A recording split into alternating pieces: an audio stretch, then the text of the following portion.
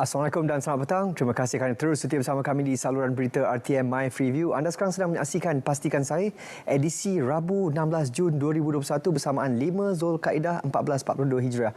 Baik, seperti biasa kita akan mulakan dengan status terkini COVID-19.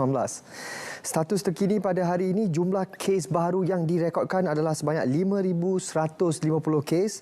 Duka cita dimaklumkan Selangor masih lagi mencatatkan kes harian tertinggi dengan 1,914 kes, diikuti Kuala Lumpur 480 kes, Johor 392 kes, Kelantan 230 kes, manakala di Sarawak 570 kes dan jumlah keseluruhan kes setakat ini 673,026 kes.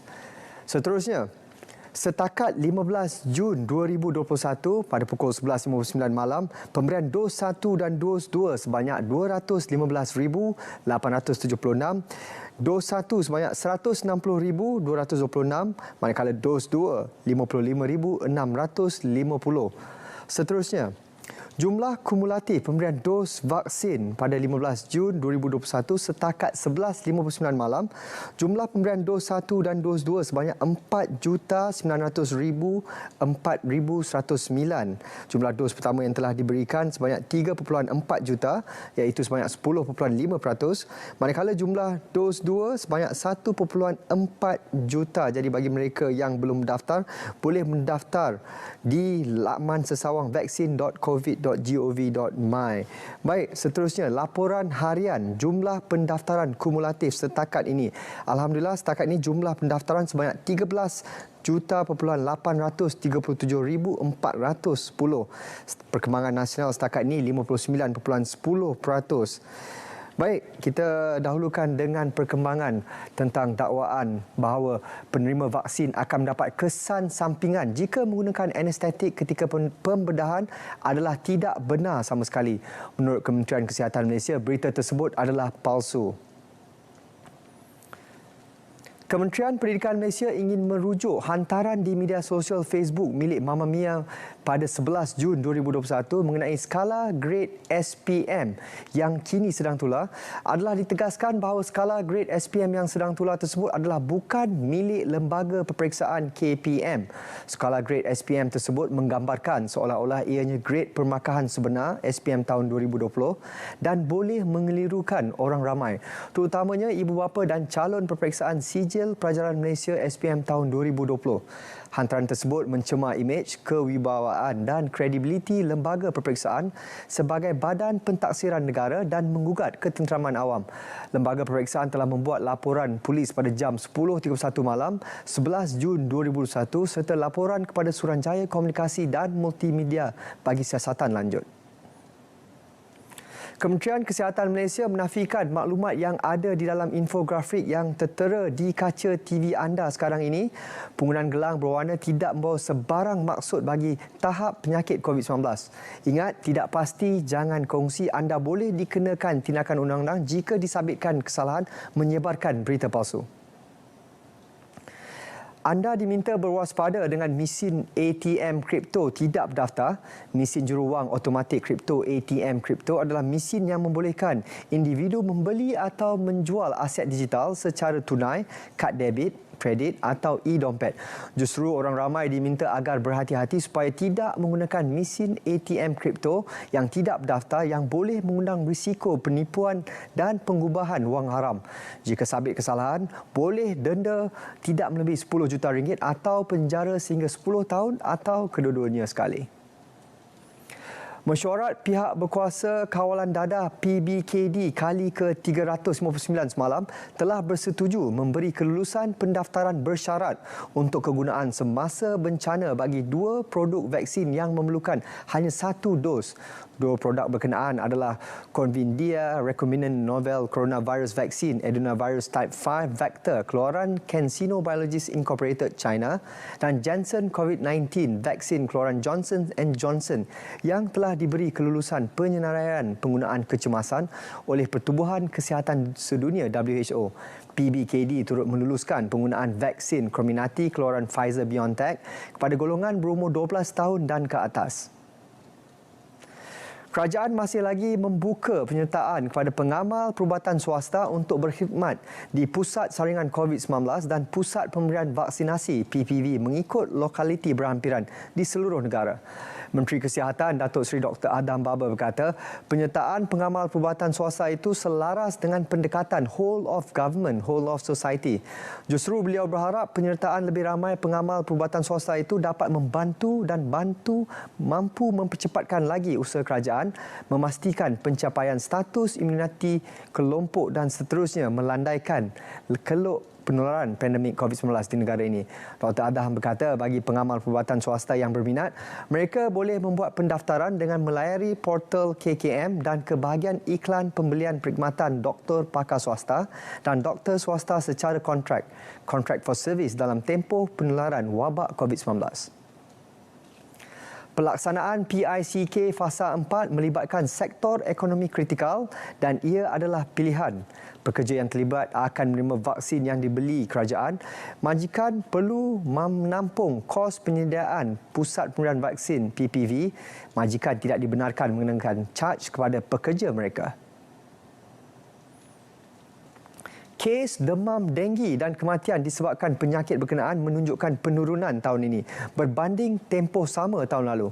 Menteri Kesihatan Datuk Seri Dr. Adam Baba berkata sebanyak 75% kadar penurunan kes demam denggi dilaporkan di negara ini, manakala kes kematian disebabkan penyakit berkenaan mencatat penurunan 91%. Dalam tempoh dari Januari sehingga Sabtu lalu, katanya sebanyak 12,188 kes demam denggi dengan 8 kematian dilaporkan berbanding 48,584 kes dengan 84 kematian bagi tempoh sama tahun lalu.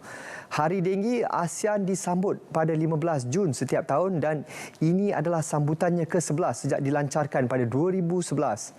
Sambutan Hari Denggi ASEAN bertujuan mewujudkan platform advokasi pelbagai pihak termasuk dalam kalangan masyarakat untuk meneruskan usaha membantras denggi secara berterusan dan bersepadu.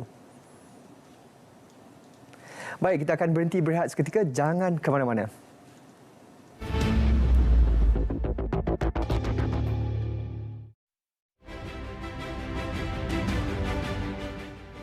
Daripada fasa ketiga, kita akan dapat beralih kepada fasa keempat. Sekiranya kita berjaya mencapai nilai ambang berikut, iaitu purata kes harian COVID-19 menurun ke suatu paras bawah 500 kes. Sistem kesihatan awam kita berada di paras yang selamat, termasuklah kadar penggunaan katil di ICU di paras yang mencukupi dan 60% populasi negara ini telah menerima 2 dos suntikan vaksin. Kesan daripada vaksin yang mereka cucuk pada rakyat ni, misi ni mati ni sampai 30-40 orang dah misi perempuan mati. Tapi benda tu semua tak ada dalam berita, semua rahsiakan. Jadi nasihat saya adalah kalau pendapat peribadi yang kita sendiri pun tak sure, simpan sehingga kita dapat kepastian. Bodoh sikit-sikit mengundang penyakit. Bayangkan kalau berganda, apa akan jadi pada dunia?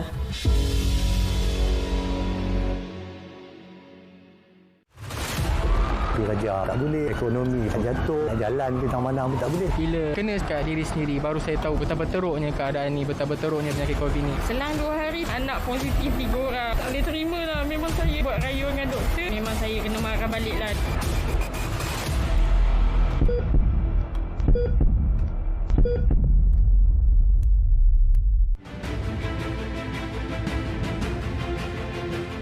Sidang Parlimen boleh diadakan dalam fasa ini, iaitu sekitar bulan September atau Oktober dengan mengikut SOP yang ketat.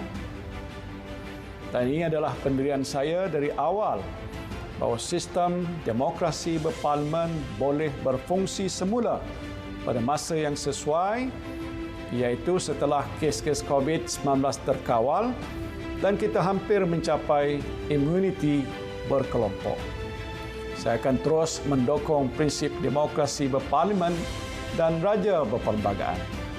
Jangan ada pihak-pihak yang sengaja menimbulkan keresahan dan kecelaruan dalam kalangan rakyat sehingga mengganggu tugas utama kerajaan untuk menangani pandemik COVID-19.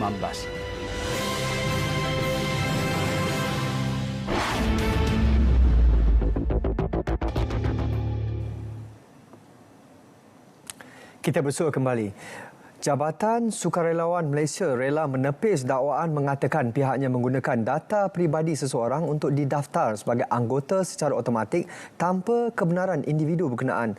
Rela dalam kenyataannya menegaskan perbuatan itu bercanggah dengan Seksyen 6-1 Akta Perlindungan Data Peribadi 2010. Rela mengambil maklum kegusaran orang ramai dan akan membuat siasatan dalaman bagi mengenal pasti tata cara pendaftaran keanggotaan yang dilaksanakan sebelum Akta 752 berkuat kuasa.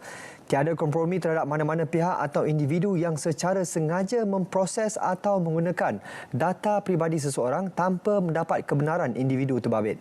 Rela dalam usaha melaksanakan program pemutihan keanggotaan termasuk menamatkan keanggotaan anggota yang tidak aktif sehingga tempoh 5 tahun. Namun pemutihan keanggotaan berdasarkan Seksyen 9 Akta digantung sementara kerana rela sedang menumpukan usaha memerangi COVID-19. Penduduk 3 kampung di Kuala Terengganu yang terletak bersebelahan iaitu Kampung Gong Tok Nasik, Kampung Gong Baru dan Kampung Gong Parit diarah menjalani saringan COVID-19 besar-besaran berikutan kes positif dalam komuniti.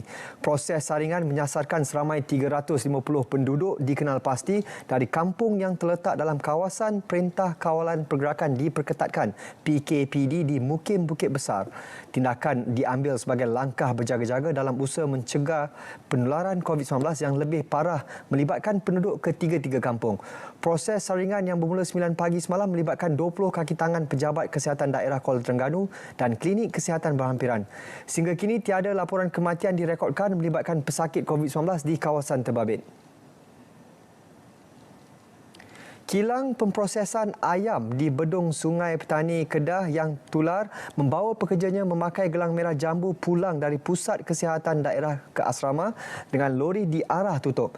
Arahan dikuat kuasa susulan pemiliknya tidak mematuhi syarat dan SOP yang ditetapkan sepanjang sekatan pergerakan penuh. Kita ada undang-undang dalam negara kita. Jangan hanya fikir keuntungan. Kalau kita rasa kita mahu membantu pekerja kita, bantu secara yang lebih berhemah. Kalau nak hantar mereka ke hospital, ambillah bas. Kalau boleh sewa bas lah. Yang kau ambil lori bawa orang ni macam lembu ni pasal. Ini kadang-kadang saya pun heran. Kan? Engkau untung dah banyak bertahun-tahun, tiba-tiba bila ada masalah ni, buatkan pekerja kita macam lembu. Janganlah macam tu. Fasa 4 program imunisasi COVID-19 kebangsaan melibatkan kawalan wabak yang akan diaktifkan di negeri yang mencatatkan kes kumulatif tertinggi iaitu Selangor. Kita juga telah setuju bahawa di negeri Selangor juga kita akan mengaktifkan fasa 4 iaitu fasa kawalan wabak terutamanya kepada sektor industri yang dibuka sewaktu PKP. Kita dapati bahawa ada banyak kluster-kluster tempat kerja yang mana industri ini masih lagi dibuka dan beroperasi sewaktu PKP dan memerlukan satu program vaksinasi yang pantas untuk melindungi pekerja-pekerja yang terpaksa bekerja sewaktu MCO. Penduduk di lebih 200 kawasan kampung tradisional di luar Bandar Gua Musang, Kelantan memanfaatkan program outreach vaksinasi COVID-19 dengan hadir menerima suntikan vaksin. Pusat pemberian vaksin PPV sementara yang dibuka di Dewan Kampung itu memudahkan urusan warga emas dan pesakit kronik mendapatkan suntikan vaksin. Sambutan, saya akui sambutan memang sangat-sangat menggalakkan. Memang ada lagi pertanyaan dari penduduk kampung yang mahukan tambahan. Kuota-kuota yang tapi setakat ini kita just memulakan untuk fasa 2 sajalah kepada warga emas dan kepada penyakit-penyakit kronik. Itu saja yang kita dapat cater untuk buat masa inilah. Sambutan memang amat menggalakkan. Yalah, sebab kita datang kepada penduduk kampung bukan penduduk kampung pergi ke Dewan PPV awam. Perdana Menteri Tan Sri Muhyiddin Yassin ketika mengumumkan Pelan Pemulihan Malaysia menyatakan pelaksanaan Perintah Kawalan Pergerakan PKP berjaya mengelak berlakunya peningkatan mendadak kes baharu.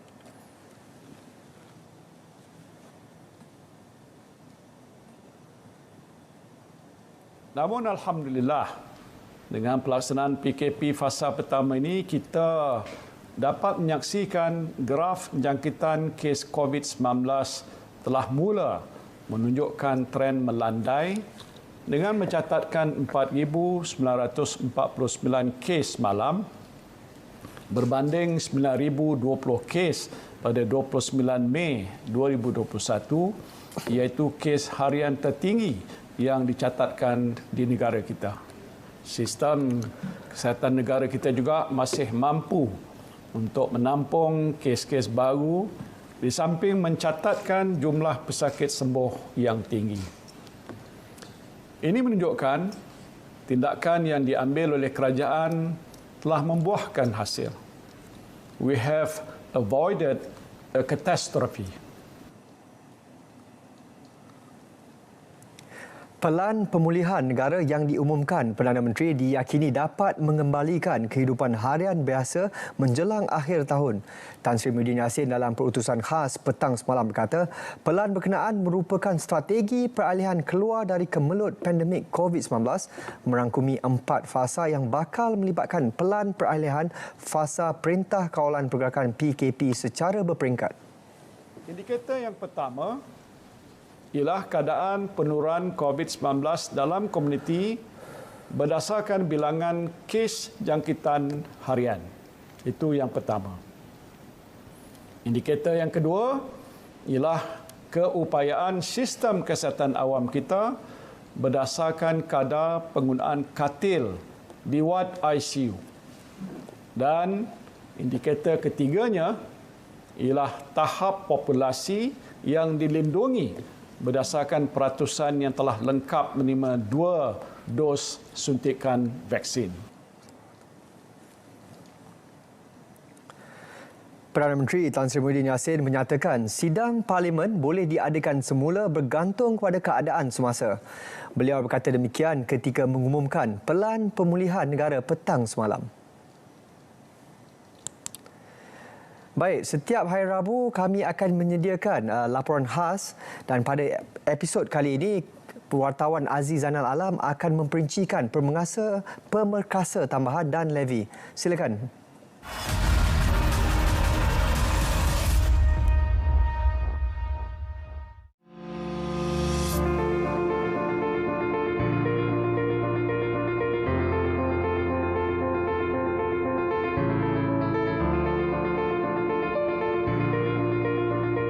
Penghujung Mei lalu, Perdana Menteri Tan Sri Muhyiddin Yassin mengumumkan bantuan program strategik memperkasa rakyat dan ekonomi tambahan ataupun Pemerkasa Plus berjumlah RM40 bilion bagi membantu meredakan cabaran yang dihadapi ekoran pelaksanaan Perintah Kawalan Pergerakan PKP 3.0.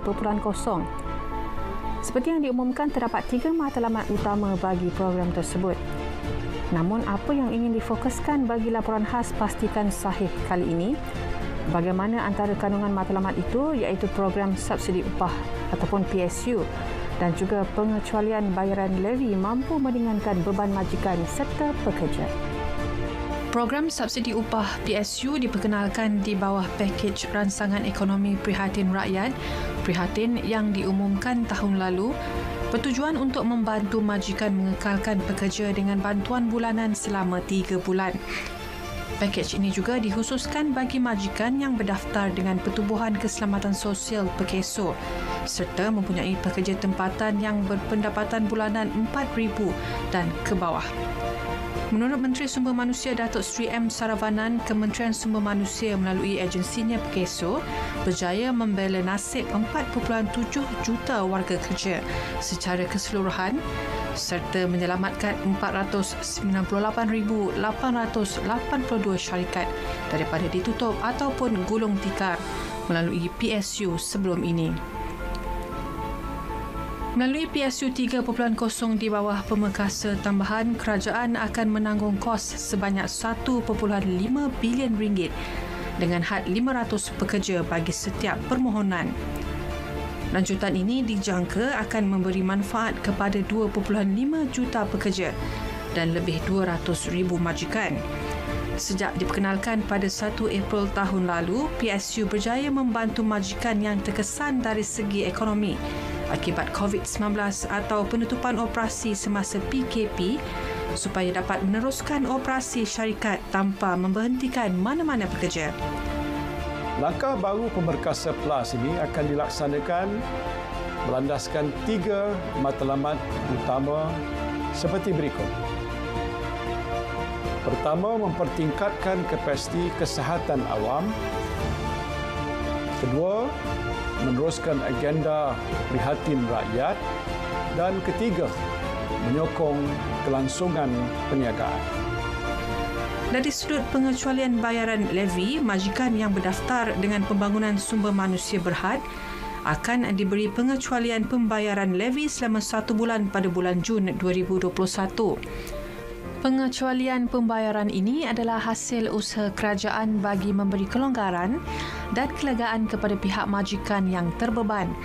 Pada masa yang sama, pekerja juga boleh meningkatkan pengetahuan dan kemahiran melalui portal pembelajaran e-latih secara percuma yang melibatkan lebih 400 modul dan kursus kemahiran.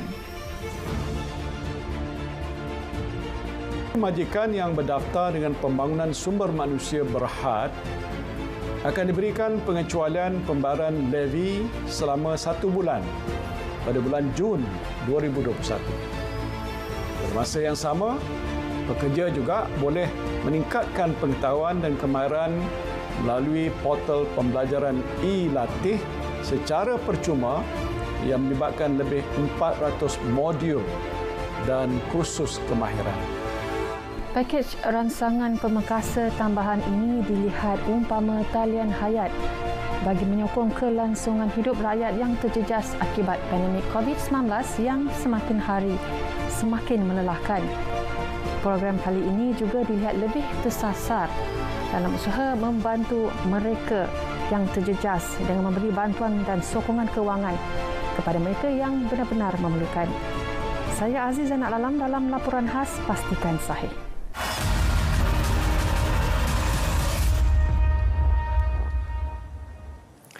Kerajaan telah memperuntukkan RM1.5 bilion untuk pemerkasa tambahan dan juga levy supaya dapat dimanfaatkan oleh 200,000 majikan supaya mereka tidak menamatkan mana-mana pekerja mereka sepanjang tempoh PKP dilaksanakan. Baik saudara-saudari, kita akan berhenti berehat seketika dan jangan ke mana-mana untuk segmen yang terakhir kita.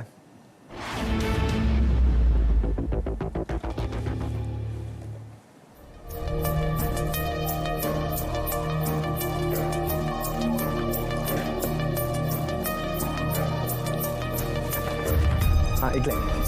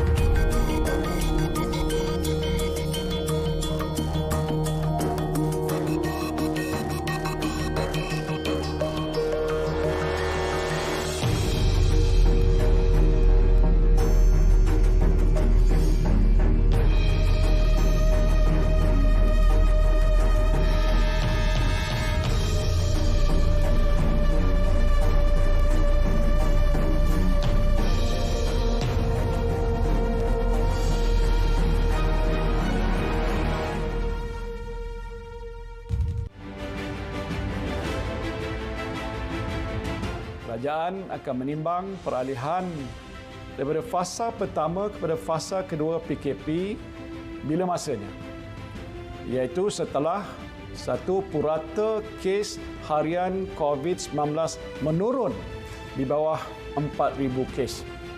Keduanya, sistem kesihatan awam tidak lagi berada di peringkat kritikal, termasuk kadar penggunaan katil di ICU pulih ke paras yang sederhana.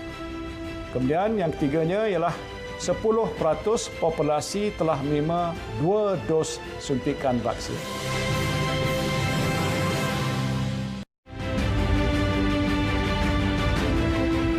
memperuntukkan 450 juta ringgit bagi meningkatkan kapasiti katil dan peralatan ICU bagi rawatan COVID-19 bukan sahaja di Hospital Seliaan KKM tetapi juga di hospital pengajar Universiti Awam seperti di UiTM, UPM dan UKM serta melalui Hospital Medan ATM seperti di Sabah dan Sarawak.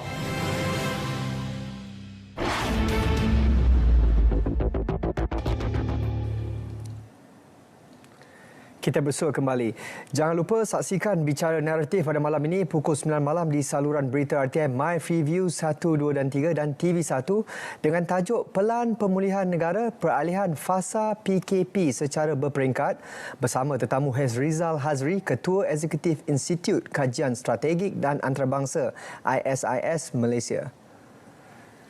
Baik, bagi mereka yang menunggu untuk solat waktu maghrib, apa kata anda saksikan terlebih dahulu rancangan Borak Dulu Sampai Menang dengan tajuk Apa Khabar Orang Kampung pada pukul 7 malam di TV1 bersama panel Profesor Madya Datuk Dr. Izzah Arif dan selebriti undangan Mark Adam dan juga Dr. Nazmi Nordin.